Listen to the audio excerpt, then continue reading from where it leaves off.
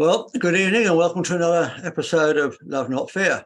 I'm Jack Cox, author of Love Not Fear, and I haven't got the book with me today because I'm away from home, house sitting, dog sitting for two gorgeous little fur babies here, which will probably be part of the show later on. Oh, they're beautiful, Jack. I'm really glad you showed them to me. They are really, really pretty little dogs. But Beautiful guys. Annie's written two scrumptious books. Orgasmic Health and Your Guide to Feeling Fabulous Fast. And we've got a new guest today. We've got Karen with us, who's going to be doing a fantastic meditation a bit later on. I'm going to try. Brilliant. Looking forward to it. Good. Right, as usual, I've written a few notes. Go for it, Jack Cox. Anyway, Merry Equinox, everybody. Thank you, Jack. Merry Equinox to you. Today is the spring equinox in the Northern Hemisphere. The apparent movement of the sun guides the day and the night. The months are measured by the phases of the moon. And every season begins with a solstice or an equinox. As the spring season approaches in the Northern Hemisphere, the days grow longer and the nights become shorter until we meet the day of the spring or vernal equinox, which is today, round about now. Yes, sir. The spring equinox is considered to be the first day of spring, and we so need it. We do. We do indeed. And one of the 2 days of the year in which the day and night are of equal length. Yes, that's what's important about it, isn't it? If you break down the word equinox, it comes from the Latin word equi, which means equal, and nox, which means night. Yeah. The word vernal is also derived from Latin, and it means spring. Yay! So this is the time. Oh, hang on. Andrew's entered the waiting room. Hello, Andrew. Hi, Andrew. So this is the time of year when day and night are of equal length. The first day of spring from the celestial viewpoint, when the Earth's tilt and orbit around the sun align its axis neither away nor towards the sun. During this time, the sunlight shines directly on the Earth's equator. For the spring equinox, this day usually occurs after mid-March, and here it is today, coming on the 20th. Perfect. Here in the Northern Hemisphere, the sun is rising earlier now, and nightfall comes later, and temperatures are starting to increase. They are. We had beautiful sunshine today in sunny Stafford. And we did, and all my spring flowers loved it. They came out and went bing. Well, I'm up in Yorkshire at the moment, and we had our beautiful north wind, baby, in Yorkshire. We had our beautiful day yesterday. Yeah. And it's been raining a bit today, but we had a gorgeous day yesterday. Oh, I'm so pleased to hear that. That's wonderful news. It's so much more comfortable to go outside, and I think I'll walk the legs off these two little beggars. I bet they love it, Jack.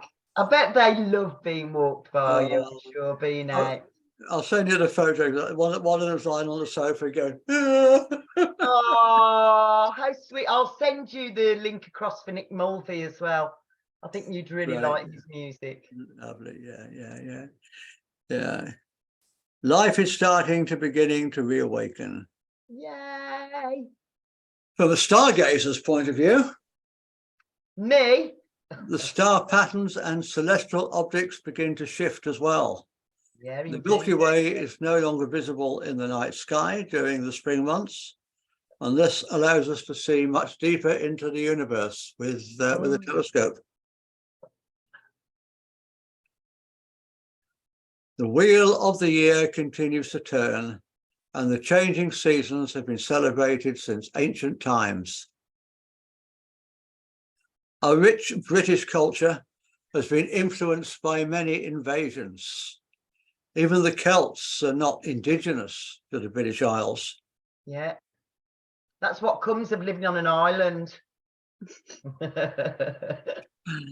Yeah. Then came the Romans, who eventually ran out of money and had to withdraw their army.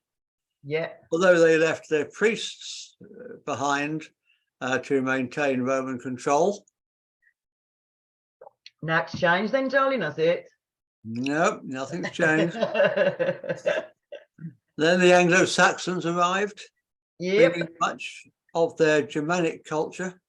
Yeah. Then the Vikings brought their Norse gods and goddesses. Yeah. Then the Normans, who we often think of as French, although Normandy had been invaded by Norsemen. So essentially it was another wave of Viking invasions. Ah, under another name. Yeah. Well, thank you, Jack Cox. I didn't know that. So we have the Anglo-Saxons to thank for, not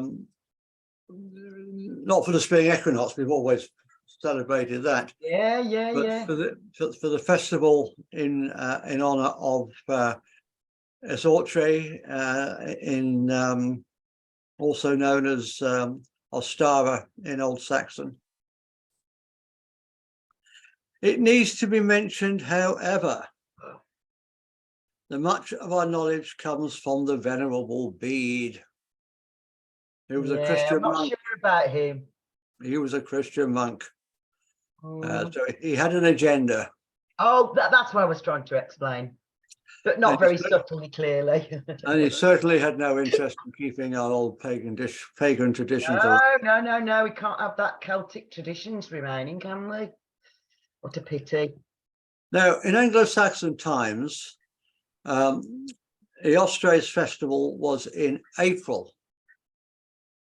March belonged to another goddess, Heretha. Yeah. Goddess of the hearth. Indeed. But very, very little is known about her today. In fact, there's not much known about Ostara either, really. No, We're piecing this, as much as the old traditions, we're piecing them together, doing our best, based on very, very flimsy evidence. Yeah, well, it's hidden, isn't it? It's a lot of it's been hidden because we can't have people having their own viewpoint about who they connect with the divine. Now, it has been said. Go on. I tend to go along with this. Go on. That as we believe in reincarnation, yeah, we might not be so much reinventing the old traditions as remembering them. Yes. No, I think the same thing, Jack. I really do. When I'm teaching my students, quite often I say, I want you to know that you are not learning this from scratch. You are just remembering. That's why it feels so easy. And I know that all the training I've done, I've really shone at it because it isn't my first time hearing it or learning it, basically. So no, you're quite right, Jack. I believe that too. I just know that when I first came across the pagan traditions, when I was about 30, 32, 35, it just felt like home. Yeah, same. Absolutely the same. It just felt like it was what I'd always known, what I'd always believed, what I'd always felt. Yeah, for sure, darling. Did somebody else want to chip in there? Yeah, I agree with that. Apparently I've been deaf to it my whole life, and I've kind of had an awakening. But my great grandmother was a healer. I'm from Wales, and there's a lot of traditions still here, or like from my childhood. It's not so much anymore. And she's been trying to wake me up for a long time. And, yeah, I've been like this. Don't want to know. That's not my path. And finally, she's got through. And I've just started with Reiki. And literally, as soon as I started, oh yeah, I remember. That was one of the first things I thought. I remember. Absolutely. And, yes, I totally agree with you there, Annie. Totally. What do you teach? What do you do, Annie? So I teach all the treatments that I do, but I'm a Reiki master and teacher, an Egyptian Sekhem master and teacher as well. So again, whenever I'm teaching people, I say the reason that you're finding this so easy to learn is you are remembering. You're not learning this from scratch. Oh, that made me go all tingly. I know, and me, I've got goosebumps on my goosebumps. Yeah, it was literally because I thought, am I going to be able to do this? And as soon as I started doing it, it's like it just felt like the most natural thing. Exactly. That tells us everything, really, darling, doesn't it? So yeah, we are all remembering. You're very lucky to have such a wonderful grandma, Karen. Yes. She was great grandma, actually. Great grandma. Great grandma. Okay, sorry. Right, so whichever goddess was involved, this is a festival dedicated to fertility and new growth. Yeah. So welcome to the festival that we now call Ostara. Yay. The days are getting warmer and it's time for the hares to begin their dance in the fields and the sparrows to sing about the return of the spring and awaken the sleeping goddess. Yeah, indeedy. There are several gods and goddesses who are especially associated with this time of year. So let's just talk a little bit about Persephone. In the Greek tradition, the Greek goddess of spring growth, and is honored alongside her mother Demeter. This is a story of deep connection a mother shares with her daughter. It also tells the story of a young girl who comes of age and falls in love with the dark lord of the underworld. Yeah. It represents the fading of innocence as a young woman charts her way into maturity to forge her destiny to the dismay of her fiercely protective mother. You can draw inspiration from this story and use it as a guide to how you deal with the different seasons of your life. Yeah, absolutely. It's a story about love, relationships, family bonds, grief, loss, and a renewal of hope. As the legend goes, Hades rarely ventured out of the underworld. Yeah. But the few times that he did, he encountered Persephone. She was the alluring daughter of Zeus and Demeter. Yeah. From the moment he first set eyes on her, he was drawn to her and instantly fell in love. We've all been there a few times, haven't we? We are not strangers to this, are we? So Hades went to his brother Zeus to consult him. Zeus had previously promised Hades one of his daughters in marriage. So when Hades told him that he wanted to marry Persephone, Zeus obliged. However, he knew that Persephone's mother Demeter would never allow her daughter to marry the dark god of the underworld. Hades was heartbroken, as we have all been many times. I don't know what you're talking about, Jack Cox. I don't know what you are talking about. We are frequent flyers with this emotion, aren't we? Heartbroken that he would never be able to have Persephone in his arms as his wife. So the two brothers hatched a plan that would see him marry the woman he so desperately loved. Demeter is the life-giving goddess of agriculture, grain, and the harvest. She provides mortals with plants, food, and vegetables. Yay. She is credited with giving us the knowledge to cultivate wheat and to process it into bread. Fabulous. One day, Demeter left her daughter with the nymphs of the sea to watch over her while she went to tend her earthly duties. Zeus knew that the nymphs would never let Persephone out of their sight for fear of Demeter's wrath. So he had Gaia plant an enchanting narcissus flower in a nearby field.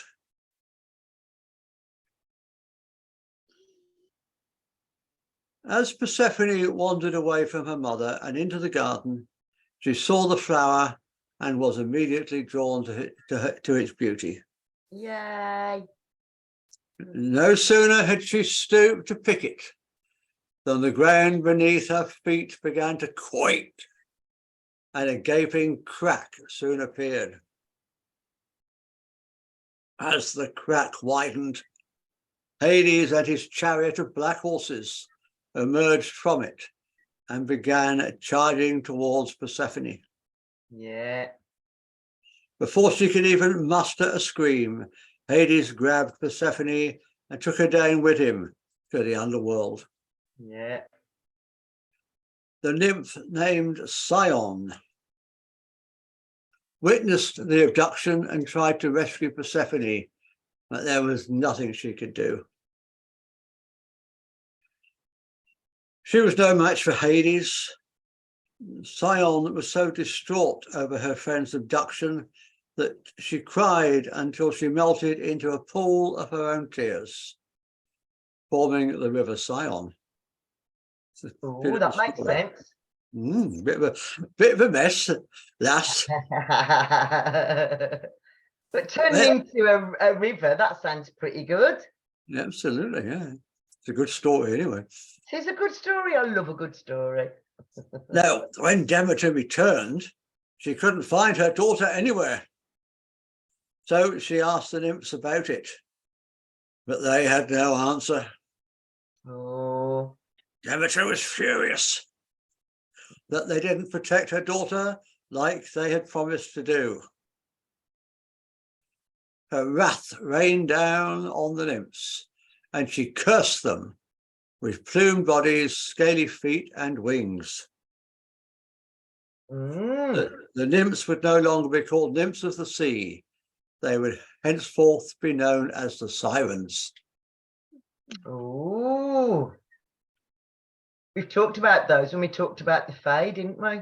We did, yeah. We could try. So you look back over the old, some of the old. It's all connected, isn't it? It's all connected. It's all connected. And we've also talked about panspermia, haven't we? Absolutely, the ancient aliens and all that. And we wonder how much of this is myth and how much of it actually happened. Yeah, indeed. Maybe we're just remembering again. We have stories of the sky gods, the space visitors, giving us knowledge of agriculture and bread making. Yeah, absolutely. So, and we also have different stories of the survivors of Atlantis doing the same thing. Yeah, absolutely. So, it's all got mixed up somewhere in the mix. It's all good stuff. It is all good stuff. Anyway, getting back to the story. When Persephone's belt was washed up by the river Scion, Demeter knew that something dreadful had happened to her daughter. She roamed the earth for days on end, driven mad by her beloved daughter's disappearance. She searched endlessly, neglecting her duties to tend the earth. Plants withered, animals died, and famine raged the earth, resulting in untold misery. The cries of the mortals reached Mount Olympus, and Zeus knew that he had to intervene to calm Demeter's wrath and spare humanity. Zeus sent Hermes to the underworld to bring Persephone home. When he got there, he was surprised by what he found. Instead of finding a sorrowful, grief-stricken maiden, he was met with a radiant queen. Wow. Bit of transformation, we like that. During her time there, Hades had beautiful gardens built for Persephone. He treated her with respect and compassion, and she inevitably began to fall in love with him. She saw a side of him. She saw a side of him that she had never seen before. Yeah. and she embraced her new home, helping the spirits of the dead to cross over into the Summerlands. When Hermes requested her return, Persephone was conflicted. On the one hand, she loved Hades and wanted to remain with him, but on the other hand, she loved and deeply missed her mother. Hades was terrified that if she was presented with the choice of staying with him or returning to her mother, he would lose her. Yeah. So he gave her 6 pomegranate seeds to eat. In Greek tradition, it was believed that if one ate food given to them by their captor, they would always return. Oh, like Beauty and the Beast. How Yeah. interesting. Same stories keep cropping up, don't They they? do indeed. When Hermes brought Persephone back to Mount Olympus, Zeus asked her where she would like to live. She expressed that she wanted to stay by her husband's side. Now, Demeter was infuriated by this response and was convinced that Hades had something to do with it. She wasn't having any of it. Good girl. Always made- be discerning. She made it known in no uncertain terms As we do. that her daughter, if her daughter did not return to her, she would never again tend the earth. Oh. Zeus decided that Persephone would split her time between her mother and her husband. Since she ate 6 pomegranate seeds, Persephone would spend half of the year with her mother in Olympus and the other half with Hades. This charming story explains the seasons of the year. During the time that Persephone spends away from her mother, Demeter causes the earth to wither and die. This time of year became known as autumn and winter. Yes. Persephone's arrival to be reunited with her mother in the spring signals a renewal of hope. It represents the rebirth of untold splendor and abundance. The earth once again becomes fertile and fruitful. You can't let the spring equinox go by without telling the Persephone and Demeter story, can you? No, not at all. This theme is still echoed in many springtime rituals and celebrations. Yeah, indeed. Other springtime goddesses, such as Freya, Isis, Aurora, and Ishtar, are also honored at this time of year. Yeah. Ostara worship was brought to us by the Anglo-Saxons. Yeah. Ostara is also the origin of the word Easter. Yes, indeed. And it was heard that because she was the goddess of fertility, that's what the eggs were about. Nothing to do with tombs or any of that malarkey. You know, this was thousands of years before Christ. So yeah, bless. All it's the a nice story. Yeah, absolutely. Regurgitated story. The symbols are the hare and the sparrow. Yeah. As well as eggs and spring flowers. Yeah, that's the one. It's said that wherever Ostara treads, flowers will grow. Yeah. Hares and eggs are widely used fertility symbols. Yeah.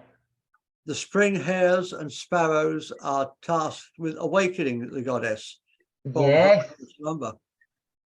Indeed. The hares dance in the fields, and the sparrows sing their sweet songs. Yes. And when the goddess awakens, springtime is brought forth. Yay! And when the goddess oversleeps, winter retains its grip on the land. Yeah. So, Ostara, Easter, spring equinox is a time of renewal and a time of balance. Yeah, indeed. There may be things you wish to celebrate.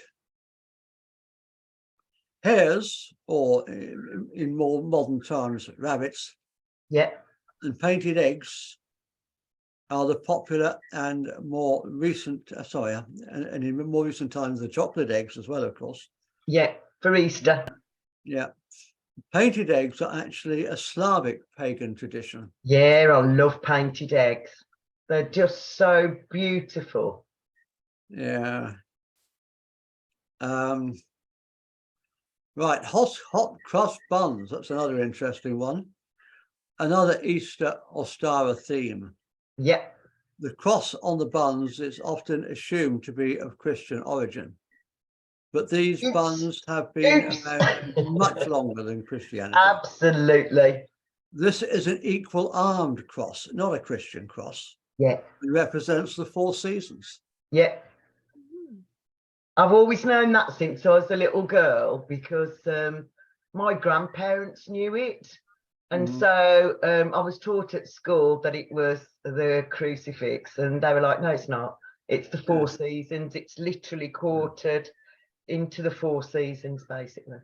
It's the wrong shape. Smart, my grandparents were. It's the wrong shape for a Christian cross.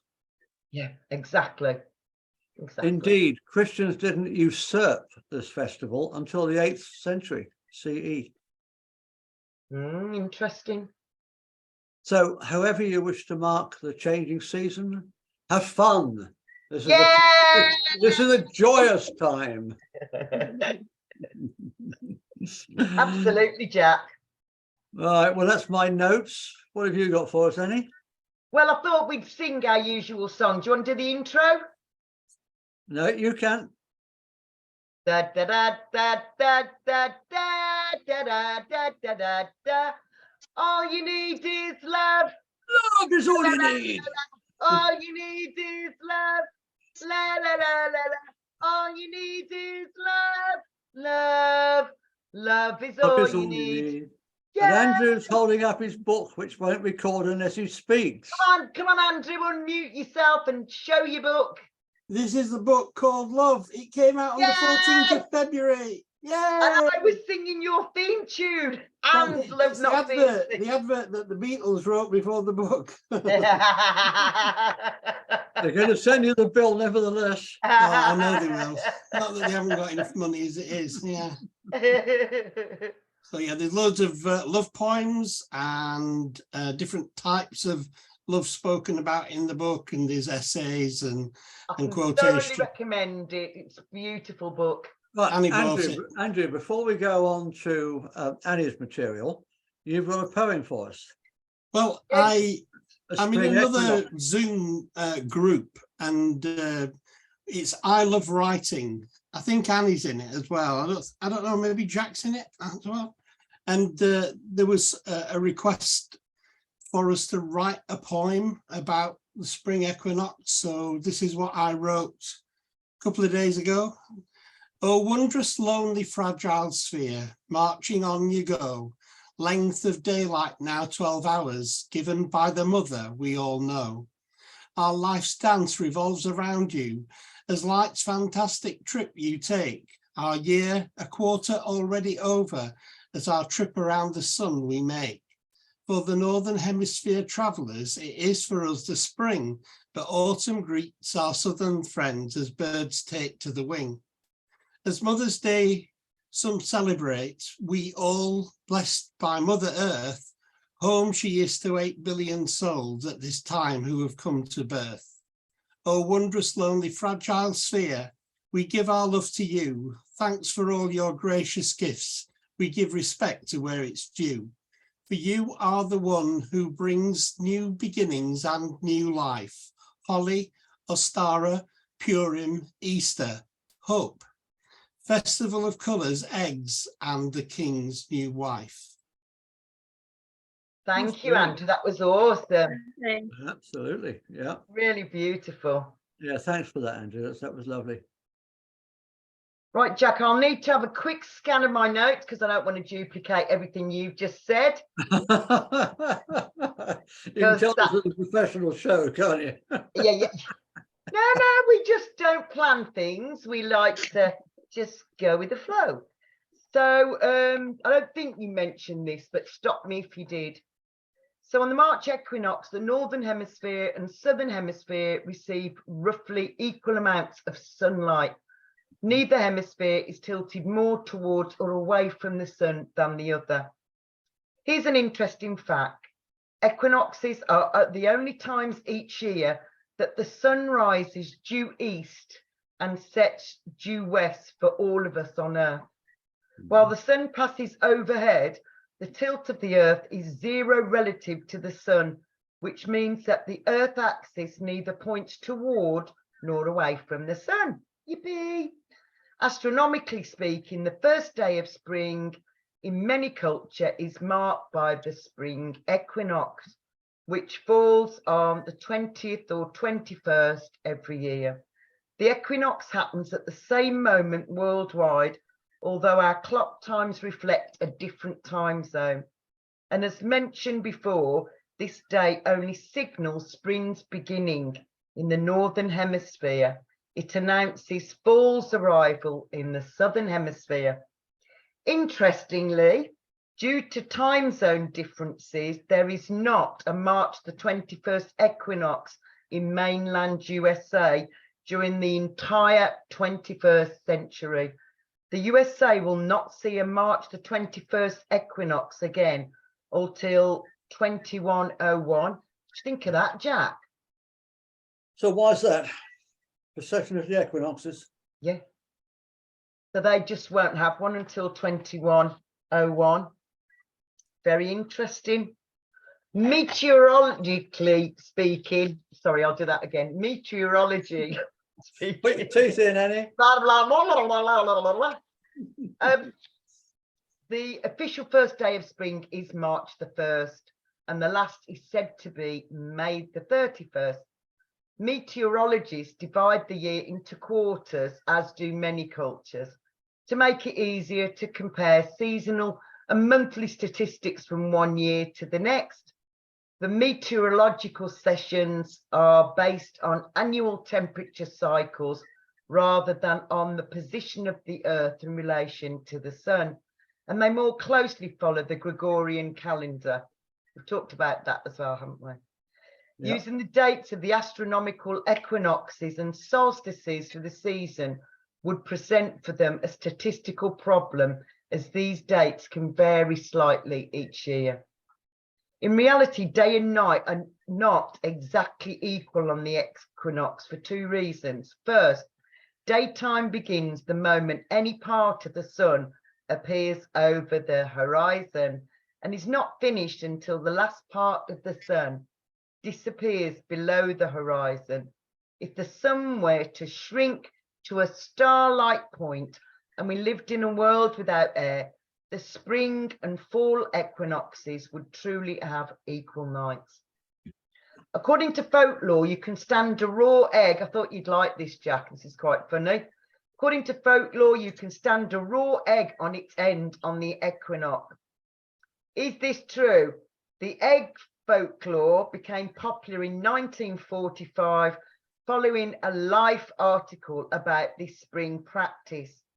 The origins of this myth are attributed to stories that the ancient Chinese would create displays of eggs standing on end during the first day of spring. According to John Millis, assistant professor of physics and astronomy at Anderson University in South Carolina, the ancient Chinese celebrated the first day of spring about 6 weeks earlier than the equinox, not just on the equinox itself. However, it's only partly true. You should be able to balance an egg on its end on the equinox, but it's also possible to balance an egg on other days too. Folklore or not, this egg trick sounds like fun to me. One spring, a few minutes before the vernal equinox, several almanac editors tried this trick. For a full work day, 17 out of the 24 eggs did stand on end on the equinox. Brilliant. You ever tried it? Pardon? You ever tried it? No. No, I didn't. because I'm going to be flying out to see my family in Dubai, I did all this research Saturday afternoon. So I haven't really had a moment to try the standing the egg up yet.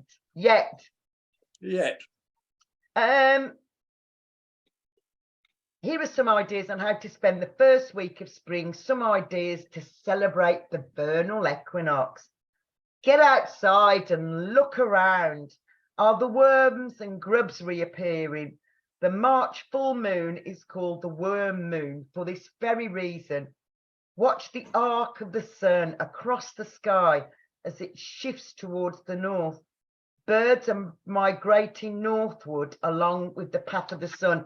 And this morning I was really blessed. I went out to ground and earth myself about 5:30, 6 o'clock, and 3 wild geese flew over. And I always know that if the geese come back, it's getting warmer, because they don't come back when it's still freezing cold. So that was a really, I don't know, really hopeful sign, I think, today. I never get tired of seeing wild geese. There's just something magical about them, isn't there? Yeah. Mm. And they're honking to encourage each other. If one of them is injured, then one will stay on the floor with the injured bird until they die or they're able to fly again.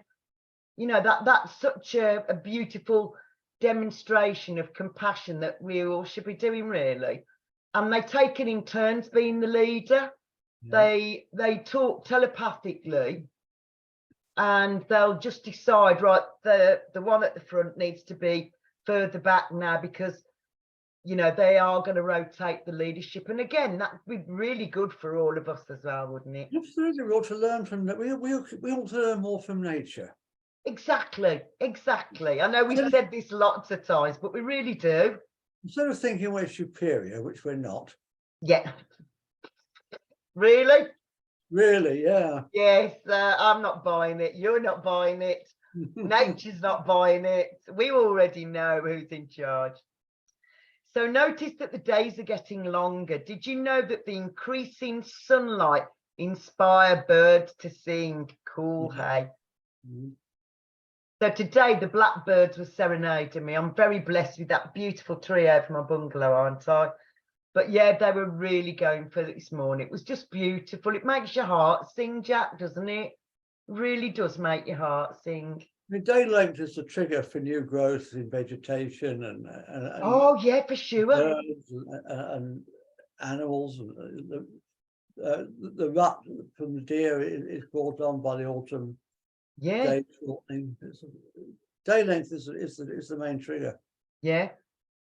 So you'll have seen daffodils poking up their heads, or either narcissus, as we've been talking about in the legend. Yeah. Trees, shrubs and flowers are sensitive to temperature and day length too, which is exactly what you've just said. Since ancient days, people have used natural events as indicators of when the weather is right for planting. For example, blooming crocuses are your clue to plant radishes, parsnips and spinach. It's handy, isn't it?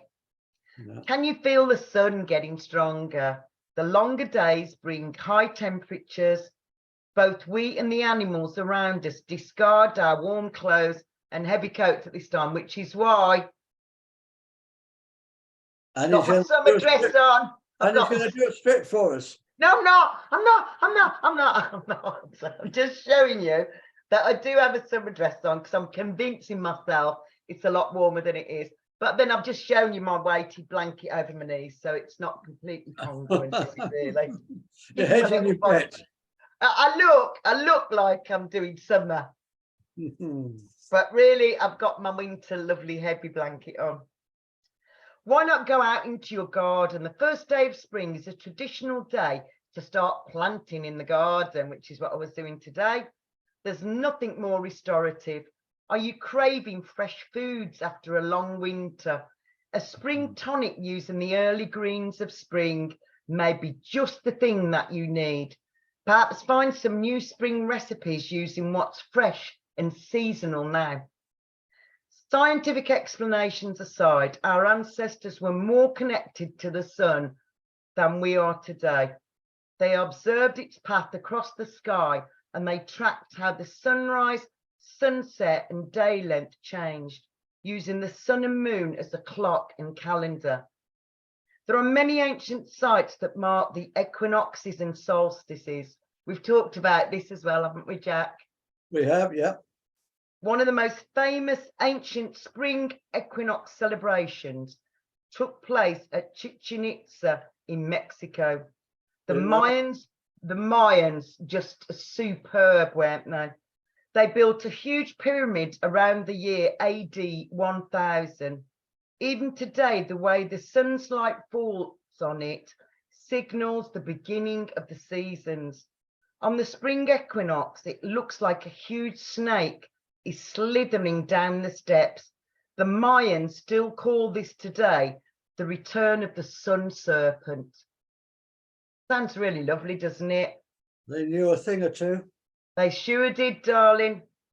In India, the spring equinox is celebrated during a festival called Holi, H-O-L-I.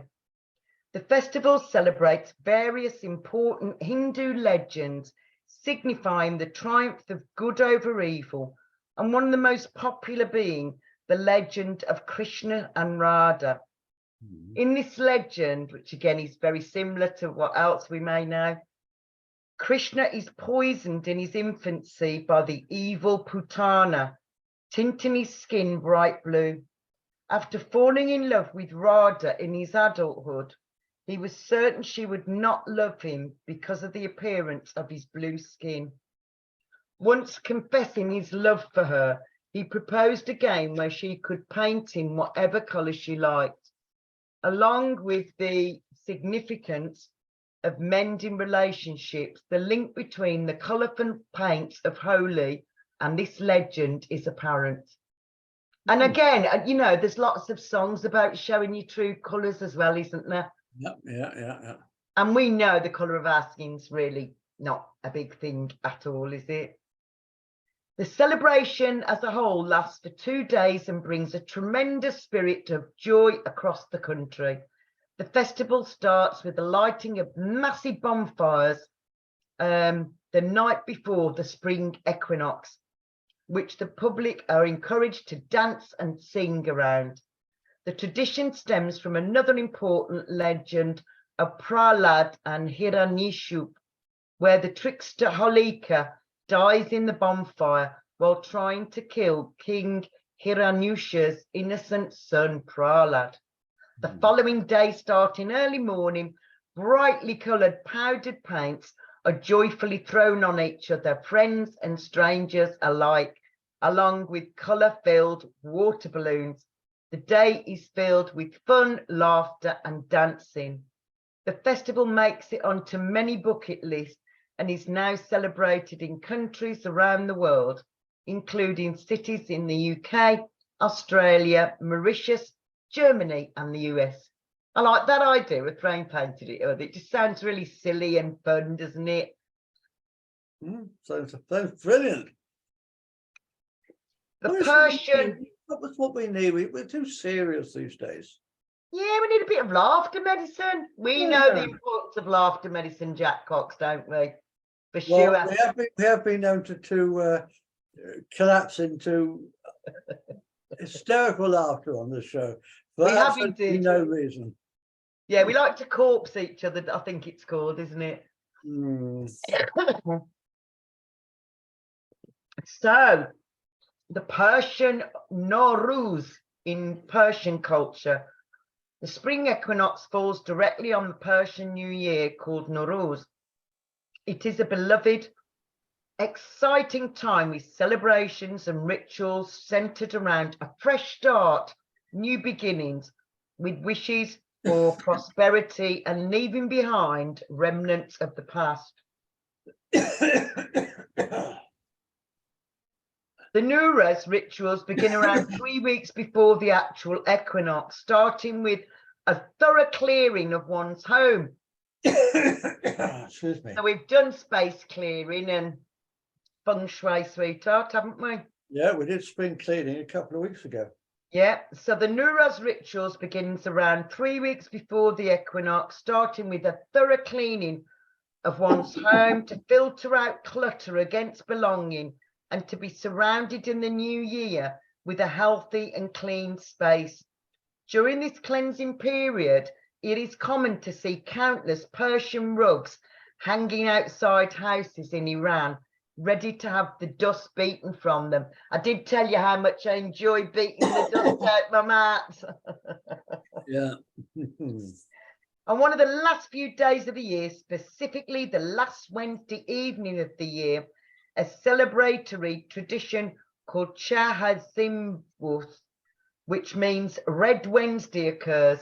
On this evening, public spaces are lit with bonfires, signifying the hope for happiness and enlightenment in the coming year.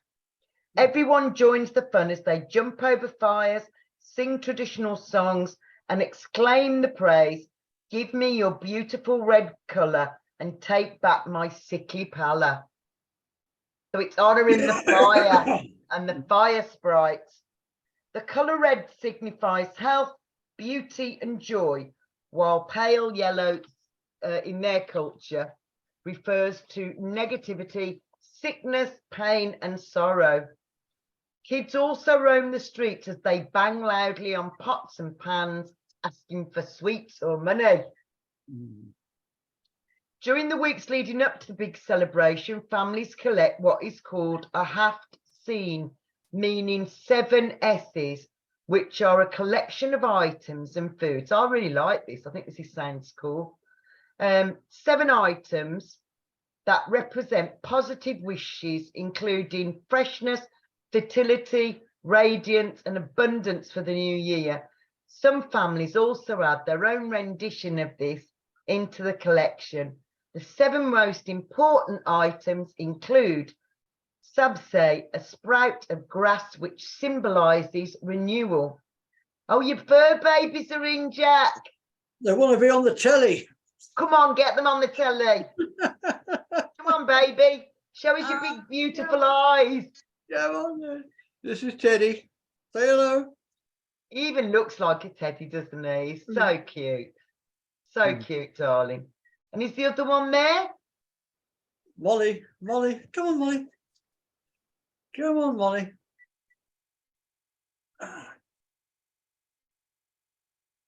This is Molly, Teddy's mum. Oh, isn't she a beauty as well, Jack? She's so enjoying that. Yeah, go on, keep stroking me, keep stroking me. What little beauties, what little beauties. Well, I'm absolutely blessed for 2 weeks to be here house sitting and pet sitting for these gorgeous doggies. Yeah, indeed. And they're going to get their walk after the show, you said, didn't you? Well, I've got a meditation to do straight after the show, so Oh, okay. I'll have to wait till quite late, I'm afraid. But Well, they'll still they'll like be it, all won't right. they? They'll like it. They've got access to the garden, they'll be fine. Yeah. So sabze is the sprout or grass which symbolises renewal. Senjed is sweet dried fruit symbolising love. Sib, apple, symbolising health and beauty. Sia, garlic, symbolising medicine and self-care. Samanu, pudding, which symbolises wealth and fertility. Sake, vinegar, which symbolises wisdom and patience. And finally, sumac, Persian sour red berry spice, symbolising the new dawn and the new sunrise. England's Druid gatherings, the spring equinox is an important astronomical event for Druids and Wiccans, those who followed earth-based or pagan wisdom traditions and draw on beliefs following natural adoration. In England, Druids and Wiccan groups gather at Stonehenge to greet the rising sun on the spring equinox, which they celebrate as Ostara. Yeah. Druids and Wiccans visit Stonehenge before dawn, dressed in a mixture of robes, natural materials, and their staffs. I'm sure they'll be up on Glastonbury tour too. Oh, absolutely. Of course they would. Of course they would. Yeah, that's Annie and I's favourite place. Oh, just without doubt. I'm going again. When? I'm going in. So Easter, I'm going to. So obviously, I'm going to Dubai for 2 weeks to see my lovely family after 3 weeks, and then the following weekend is Easter. So my friends have invited me to go to Penryn in Cornwall, and then I think it's the Thursday after that. One of my lovely patients is 90, and she's never been to Glastonbury, and she's always wanted to go. So I'm going to pick her up at 7 o'clock in the morning, so we can be there for about 10 o'clock. I'm going to take her to the Chaliswell Gardens, Crystal Shops, the Speaking Tree, and we're going to have our lunch at Rainbow's End, and then we're probably going to come back about 4:30, 5 o'clock. Yeah. Because I don't really like driving in the dark very much. It's not my favourite thing. So, yeah, so I'm going again. Well, I'm very envious. My kind of rationale, as well as taking Sue for the first time as well, is I make all my products, don't I, out of Chaliswell garden water. So that's my excuse for going so often. Not that I really need an excuse at all. Is it tax deductible in that case? Bloody is, man. It so is, isn't it? So they gather in the centre of the stones. The groups will then welcome spring by giving thanks to the east, west, south and north, basically honouring all the quarters, isn't it? Raising their heads and turning to each point. Japan's Shun Bun no Hi. In Japanese culture, the spring equinox is celebrated in a very different way compared to other cultures. Although the vernal equinox is still celebrated as the coming of spring, the people of Japan have a special belief around this time. It is believed that during the equinox, when the day and night are equal lengths, the Buddha appears to help guide lost souls to the afterlife. To honour and aid in this process, Japanese families visit the graves of ancestors and loved ones. Lovely tradition. Isn't it? Upon their visit to the gravesides, the families clean the tombstones, leave flowers, offer food, pay their respects, and then popular food offerings include a special rice cake covered in bean powder and sake, a common alcoholic drink in Japan. Think of that, Jack. I think it's delicious. I think it's gorgeous, isn't it?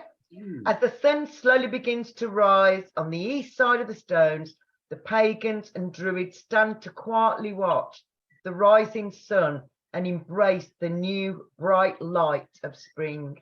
All around the world, different cultures express their gratitude and welcome springtime with celebrations and rituals honouring a new beginning. The spring equinox is an annual astronomical event to witness the balance that comes with an equal day and night.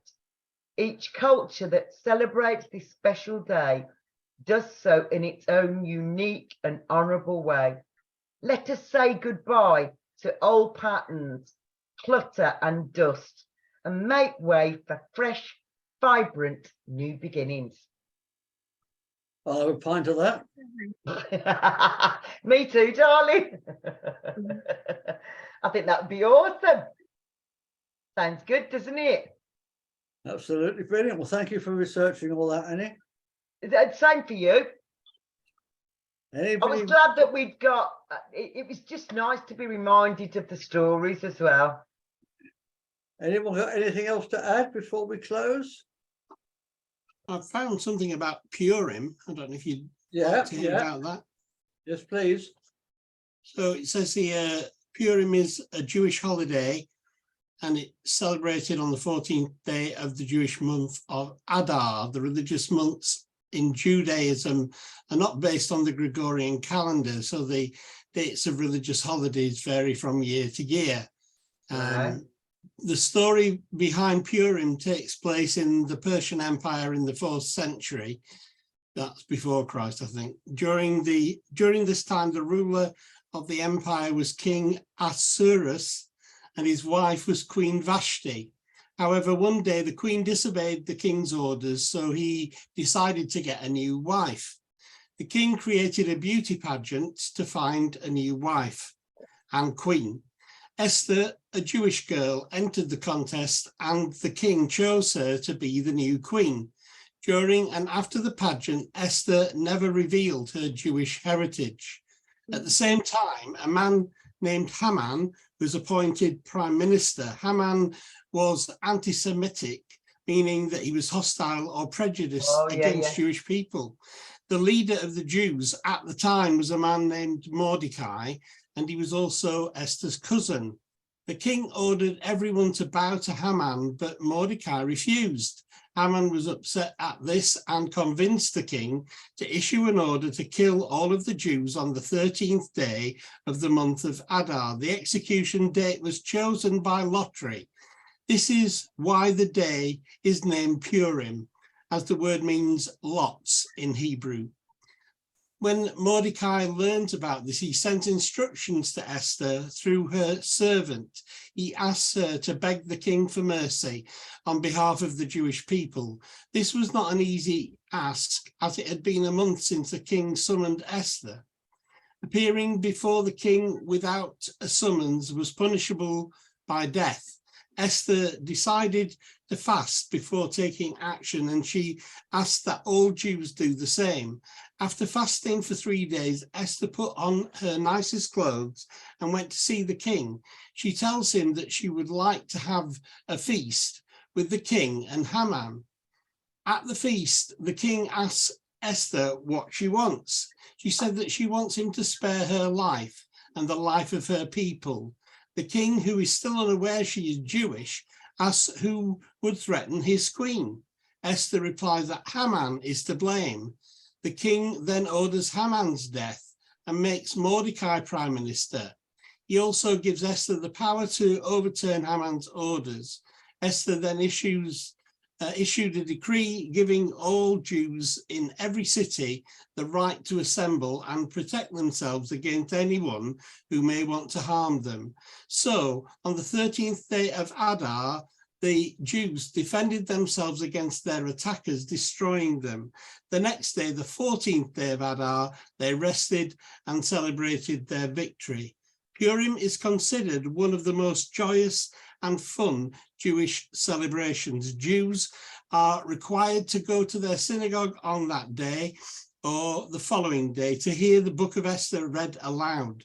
When Haman's name is mentioned, the congregation will drown out his name by stamping their feet or hissing. It's considered a religious requirement that Jews feast and party to celebrate this day. Many of age celebrators drink lots of alcohol on this day, sounds like the Japanese, as part of the celebration. The Boston Children's Museum has a musical puppet show and storytelling to celebrate the holiday. This was in 2019. A popular treat to eat for this holiday, and now I'm going to have difficulty with the words, Haman Tashen, meant to represent the ears of Haman, which are triangle-shaped cookies with a filling in the center. To wish someone a happy Purim, say Chag Purim Semach. Share this holiday with your kids and these items, and it's at the same time as the spring equinox is Purim. Yeah. Well done, Andrew. I thought you might like that if you hadn't already got it in your research. Thank you very much. Yes, that's brilliant. And in the poem that I shared with you, I had Holy, Ostara, Purim, and Easter, and they spell hope. Yeah. That's worth doing. Yeah, for sure. Thank you, Andrew. You're welcome. I like your background again as a mer fairy. I know. No. I'm all at sea tonight. Hey. I said I'm all at sea tonight. Oh, sorry, I missed that. I was logging off last week. Karen, do you want to tell us a little bit about your meditation later? Yeah, so it's my first one. I am gonna have to go in a minute actually. It's the first event. I was watching Pam Gregory. I don't know if any of you watch Pam Gregory, astrologer. Yeah. And I kind of thought, wow, she's right. This is too big. This is something, you know, the power of the manifestations, and then there's more than one people, more than one person. So I've kind of like organized a little event starting at 8 tonight, where my friend's going to do some chanting, and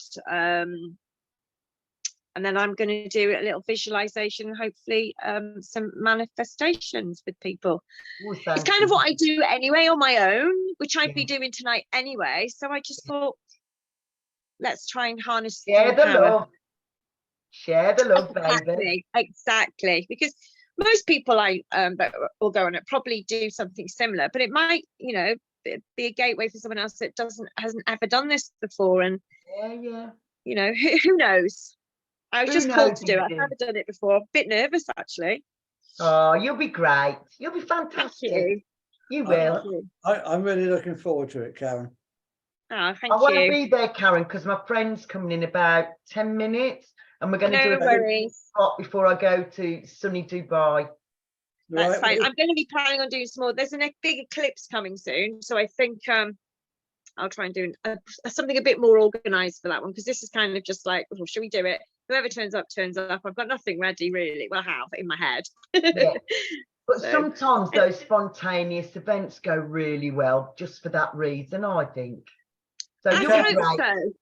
Karen, if you want to come on the show again, maybe come as often as you like, but specifically a week or two before your next event, and we'll post a link for you. That'd be really awesome. That'd be brilliant. Thank you. I better go actually, because my son's just come home from karate, so I'm gonna have to feed him. Okay, see you at 8. Bye, Karen. Okay. Bye. Lovely to meet you all. Oh, I'm not sure how I go. No, just Leave meeting, it should say. Right, while Karen's trying to figure out how to leave us, this is going up on YouTube now. If you're watching on YouTube, please do like, share, and subscribe. Yay! And he's going to be away for a couple of weeks. I am. So the lovely Jack Cox is going to do it on his own. But I think Andrew's going to do one with me this next week. Perfect. Yeah, we said we wanted to have a look at quantum jumping, didn't we? And I did send a number of video links to you, and I wondered whether you'd look at the first few and I'll look at the last few. Okay, yeah. Well, now I'm away. I've got time to have a look at some of those. I didn't while I was in Stafford. Maybe I could send them to you again. No, I can look. Is it next week or the week after you want to do it? The week after. I'm working next Monday. I'm working from 4 till 8:30, so I won't be here either. He's completely without the aid of a safety net next week. Right, so next week all you need is love for the whole time, Jack. Yeah. That'll be great. yeah. Next week I'll either be doing one on my own or I'll be taking a week off, one or the other. Yeah. See how it feels. So thank you, Andrew. Thank you, Annie. Have a lovely. And I'll see you lovely people in 2 weeks' time. Have a wonderful trip. I will do. Bye-bye. Bye now. Bye. Bye. Say goodbye. Bye, doggies.